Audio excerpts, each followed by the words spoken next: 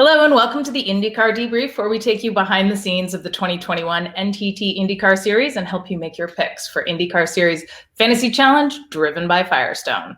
I'm here today with our captive IndyCar driver, Conor Daly, and joining us a little bit later will be Laurence Foster from Racer Magazine and a special driver guest.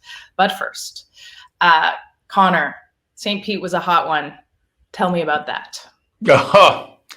Hot was an understatement. A lot of people go to Florida for a nice vacation suntan, a nice bit of, get the sweat going, get the body, a little bit of warmth. I'm a Midwesterner. We needed to get down there to see the sun. We don't see it that often.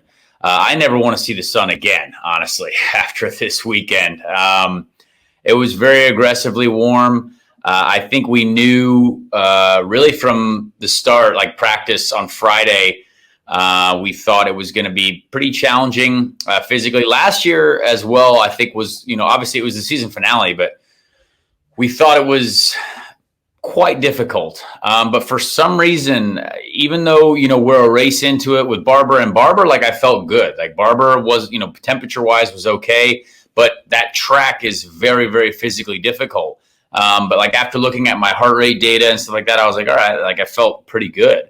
But St. Pete started that way. Like I tweeted my heart rate through the race, and like the first 40 minutes of the race were like, all right, this is normal. And then we started peaking, and it was basically from like lap 20 on, was like a struggle to breathe. And I did the entire race from lap 20 on with my visor fully open, which is technically not allowed. I think that's in the rules. But I was just trying to survive. So I would rather have done the race with my visor open than try to survive with it closed. So very, very difficult weekend for us yet again. But there's a few positives that we took, I think, from Barber. We qualified well in Barber, and we struggled in the race. But this time at St. Pete, we struggled to figure out qualifying, but we were better on race pace. All right, so you guys were definitely feeling the heat in St. Pete, and we're going to feel a lot more heat when we get to Texas. Before we do that, make sure that you sign up for your IndyCar Series Fantasy Challenge driven by Firestone. Go to fantasy.indycar.com or check it out on the IndyCar app powered by NTT Data. Laurence Foster is here from Racer Magazine to walk us through some recommendations from Racer for IndyCar fantasy picks. Yeah, so from the streets of St. Pete, we've got our first oval race of the year, and it's at Spooky Fast Texas Motor Speedway. Couple of guys who always worth watching out for at Texas. Scott Dixon. The last 6 races, Scott Dixon has won half of them. But he's also a guy who doesn't really do podiums at Texas. If he doesn't win, it tends to be a little bit of a stinker. So he's kind of a win or bust guy at Texas. Joseph Newgarden, again, sounded like a stuck record, but he won in 2019, and he's always a factor in Texas. So watch out for Joseph. A couple of other guys to watch out for as well. Simon Pagenaud. Now, he has got one of these guys who's got everything but a win in Texas. He's basically covered the bases with a couple of seconds, a third, a fourth, and a sixth in his last 5 starts there. So after a third place in St. Pete and the confidence from that, watch out for Simon in Texas. And Colton Herta. Now, Colton basically got his 4th win on the weekend in St. Petersburg, has yet to win at an oval, but momentum is trending, and definitely watch out for Colton as well in Texas. And a couple of other guys. We have Graham Rahal. Graham won at Texas in 2016. And he's usually in the mix there as well, including a podium in 2019. And also watch out for Tony Kanaan. Now, Tony basically takes over the 48 car from Jimmy Johnson at the ovals, and he's a real oval racing ace. He won there back in 2004, but last time around with Chip Ganassi Racing, 2 seconds and a third, he showed that he still can be a factor on the ovals. Those are some good looking recommendations. I don't know. I haven't locked mine in, but I notice I'm doing okay in the fantasy league. I mean, based on round 1 where you didn't enter, Conor, and then round 2 where I understand that. 3, you were 3rd. So I mean, who's the expert?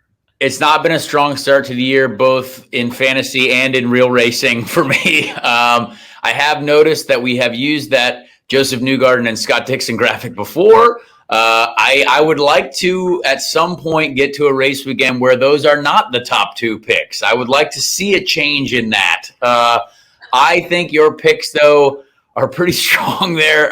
Those are all good people. However, I was not at the Texas test. I did not get to test there with Carlin, but I did hear that Andretti might have struggled there. So the Colton Herta pick, I think Colton is going to be very good. I think he could potentially be the best of the Andretti cars there. But it's hard to argue with Rossi at Texas as well. I'll never forget watching him his rookie year at Texas drive the car sideways around the track for essentially the entire race. Not knowing much about ovals, he was like, "Oh, is this loose? I don't know." And like, "Yes, Alex, you're completely sideways." So we know Alex can drive a wild car there. But I think the main hope for Texas is it going to be 2 lanes? Are we going to be able to race there? I think the track has been working very hard. I've heard that they've been kind of artificially rolling tires on the second lane for weeks now since the test. Which I think is great. Eddie Gossage and his team do a great job there trying to make sure that we can race well there. Because honestly, at the test, it was still very, very difficult to pass. So qualifying is going to be very, very important. Whoever has the raw speed in their car, is going to be important, because qualifying, again, it's not going to be about trimming your car out. It's going to be, you're going to have to run as much downforce in qualifying for the race. So it's not going to be like, oh, who's going to be at -8 trying to really, trim the thing out and get a crazy qualifying lap. You got to be prepared to race what you qualify in. So if you're going to take a chance and try to trim the thing out a little bit for qualifying, that might hurt you in the race if you actually do manage to get into traffic. So there's a lot of really, really interesting things that could happen this weekend. And with it being a doubleheader as well, you might be able to make some incredible changes overnight after race 1 to, really, really come through the field in race 2. If it is 2 lanes, I hope to everything that is holy that it is 2 lanes, because I love Texas racing, and I love honestly, I'm a pack racing guy. I don't care to say it. I hope it's 2, 3 wide, 6 rows deep. It won't be, sadly, but I would. Are you calling for chaos? Oh my gosh. Absolutely. That's the racing that I grew up loving. I love good racing. We need to put some incredible product out there right now. We have such a great opportunity with so many new viewers and potential new viewers. So I'm excited either way. All right, so it sounds like you're not ready to put your money where your mouth is and make your picks. I don't know. What do you guys know about Will Power that I don't know? I'm looking at his record and seeing that he won there a couple years ago. Can I pick him? Would that be a recommendation? I think you can. And I think, Will has got the confidence and the momentum. Will has started the season in a similar way to Scott Dixon. The pair of them haven't been sort of like vying for the wins, but they've been building up the points, and suddenly we get ourselves on an oval. Will definitely could be a factor. But if we look at the racer picks and sort of distilling it down to our 4 drivers for $100, we've definitely got a bit of a Penske bias there in 2 of the racer picks. Conor, I realise it's a stuck record, but we've chosen Joseph and we've gone for Simon. But here's the kicker. We've also gone for Conor and we've gone for Ed Jones. Now, Conor, last year in his sort of like side gig with Carlin, put on a spectacular effort and finished 6th at Texas. And Ed Jones has got limited starts at Texas, but his second one managed to get a top 10. He's back now with Dale Coyne Racing, and could be the best $20 that we've ever spent on a fancy pick. I appreciate being picked. First of all, that is very nice of you. It's hard to argue. Like even my first year with Carlin, I think we finished 12th or 10th or something. Like we finished decent. And like, I think every race that I've done with Carlin on an oval so far, our worst finish is like 13th. So, I'm very, very confident with this team. I think even after Texas last year, we thought that, we had to start 19th and we finished 6th. And if we had a little bit of track position, pace-wise, we probably could have finished on the podium. So I think there was a lot of excitement there for us to come back, and now we've got 2 races. So although we're probably the only car that didn't get to test there, that definitely hurts us a little bit, and we're very, very tire limited. I was talking to Ed Carpenter, my team boss, but now also competitor this weekend. We might only get to use 1 set of tires in the first practice session. So that doesn't leave you with a lot of practice time. And I think for us at Carlin, we're probably going to use more than 1 set because we need to, but that does limit us in race tires. So it's going to be very, very interesting. And the Ed Jones pick, I don't really know about that, to be honest. But if it's worth, the money, then I don't see why not. But I would almost go with a guy like Pietro Fittipaldi, even though it's, his first race at Texas. I think the guy is very, very talented. I think although Texas is quite a difficult place to start your oval racing career, I think he's got a lot of talent, and I think those guys at Coyne have a great engineering group. So I could see both of those guys potentially having a decent weekend. And are the fantasy picks for both races, or can we pick for 2 different races? Can someone explain that to me, Laurence? We can chop and change for the second race. So definitely there is space for a Pietro in the second race. And one other interesting one as well, some guy who hasn't sort of been building up his price yet, but this is Scott McLaughlin's first oval. So what's your take on that, Connor? I think Scott's going to be great. I think he loves oval racing. I think he, after the Indy test, this is what was very interesting. The Indy test, Scott was incredible. I think he was one of the best cars going through traffic. So without a doubt, Scott is going to be one to watch, especially if it's a nice and tasty looking price. Well, Scott is coming in at $21 at the moment, so definitely a decent spend. I like that.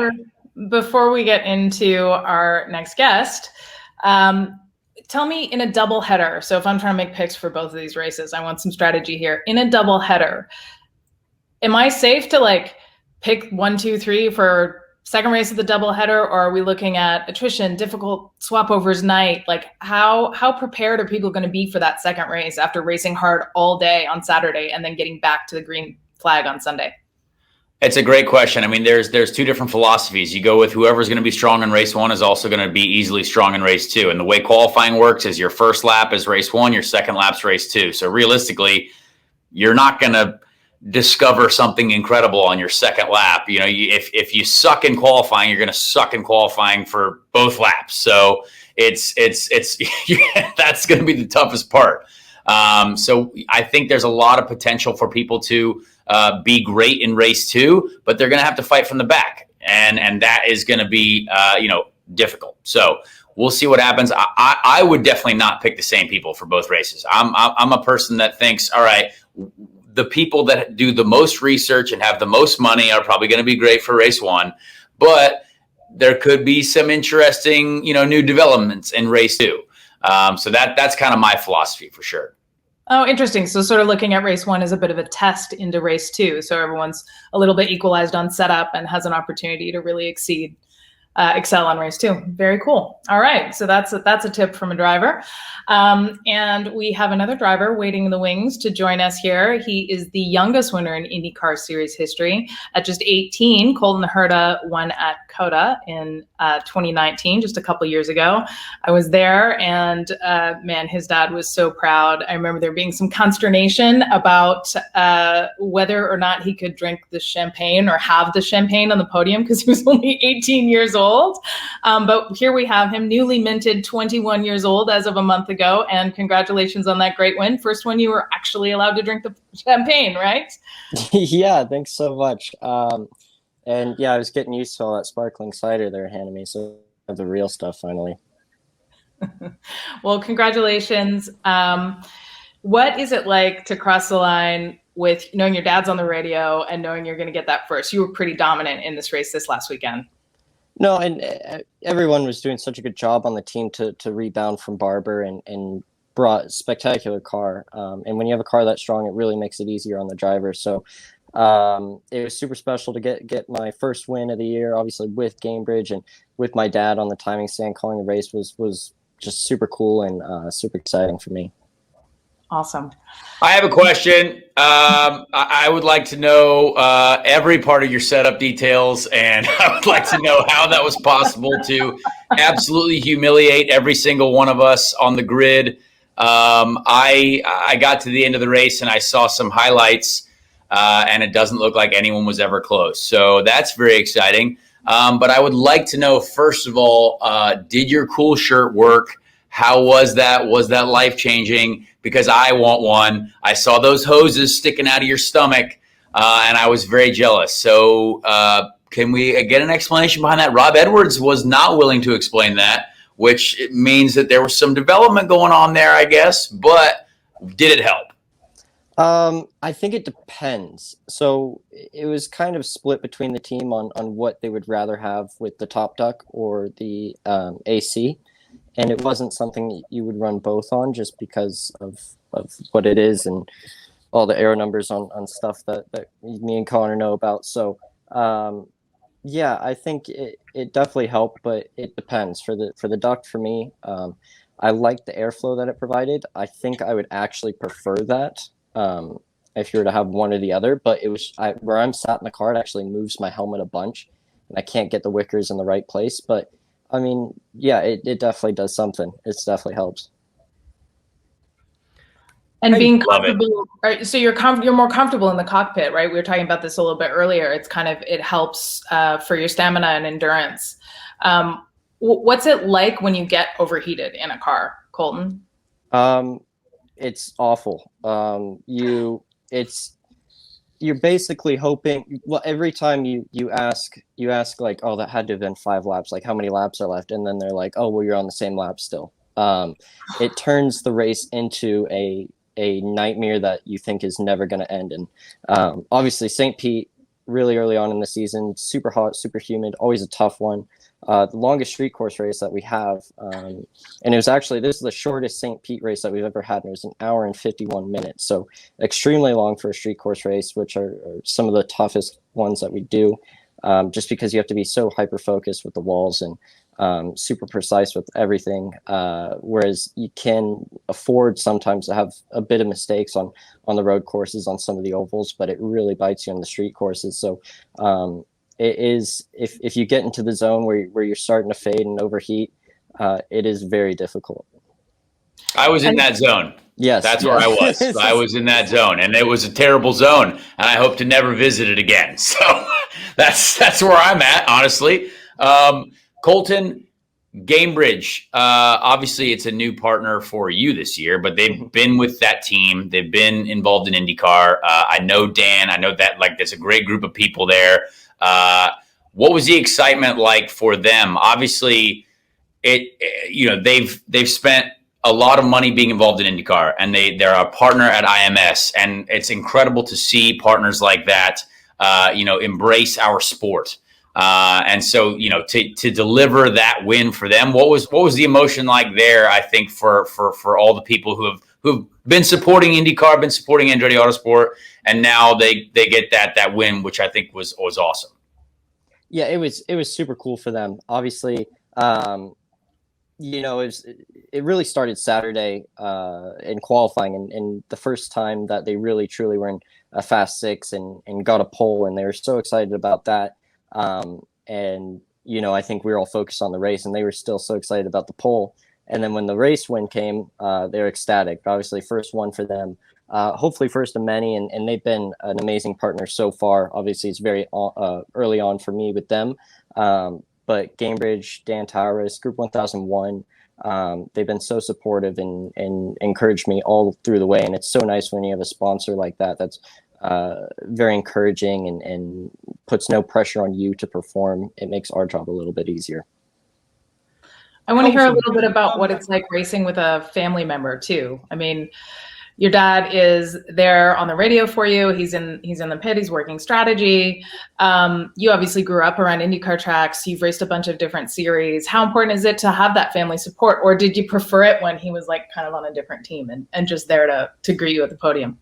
No, I love it. Obviously, he's an amazing strategist, and that's the whole reason why I wanted him. If he wasn't a good strategist, obviously, I wouldn't really be too ecstatic. It probably wouldn't have had the offer there. But how do you fire your dad, right? Well, it's not my choice, luckily. But no, it's not going to be a problem because of how good of a strategist he is, and obviously very calm on the radio, which is incredibly important when we're in the heat of battle and just have that calming voice. It settles you down a little bit. So it's been perfect so far, although it's early on, but I don't see it being a problem.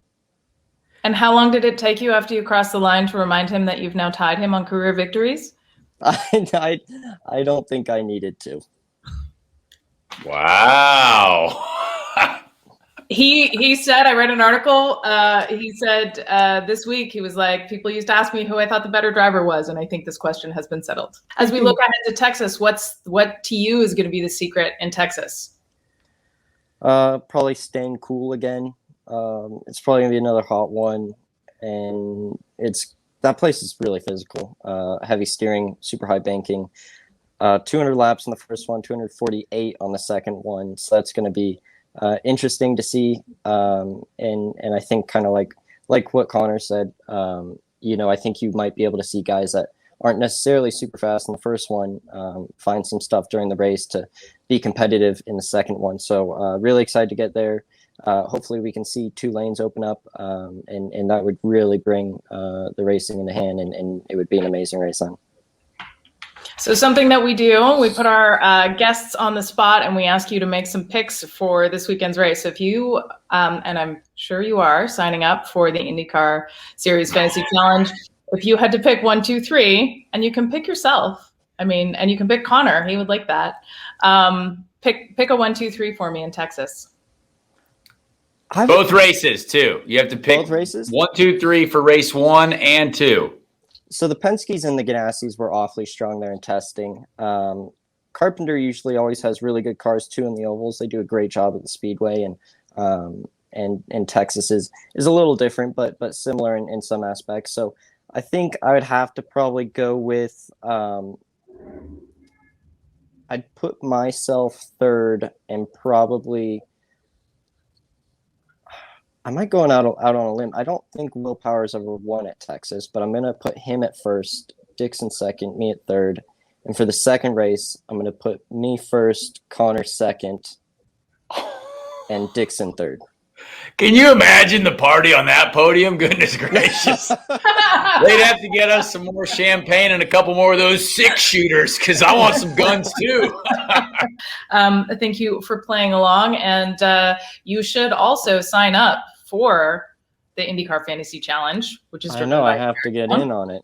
Yeah, there you go. fantasy.indycar.com or on the IndyCar app, which is powered by NTT Data. So make sure you lock in those picks before the race starts this coming weekend. And thank you so much for joining us, Colton. It was great having a chance to talk to you. And congratulations again on a fantastic weekend. Thanks so much. And make sure you lock in those picks before this weekend's Texas doubleheader at fantasy.indycar.com or the IndyCar app powered by NTT Data. And watch it all live this weekend with the Genesis 300 and the XPEL 375 at Texas Motor Speedway. You can tune in on Saturday, May 1st from 12:30 for practice on Peacock, 4 p.m. for qualifying on NBCSN and Peacock, and 7 o'clock to 10 p.m. is the big race on Saturday, the Genesis 300. On Sunday, May 2nd, 5 p.m. to 7:30 p.m. That's the XPEL 375. Make sure you tune in and don't miss a minute of the action. And you can join us again 2 Thursdays from now on racer.com and wherever you get your podcast, where we break down what happened in Texas and look ahead to the next race and prepare you to get your picks in. Don't forget to like and subscribe to Racer on YouTube.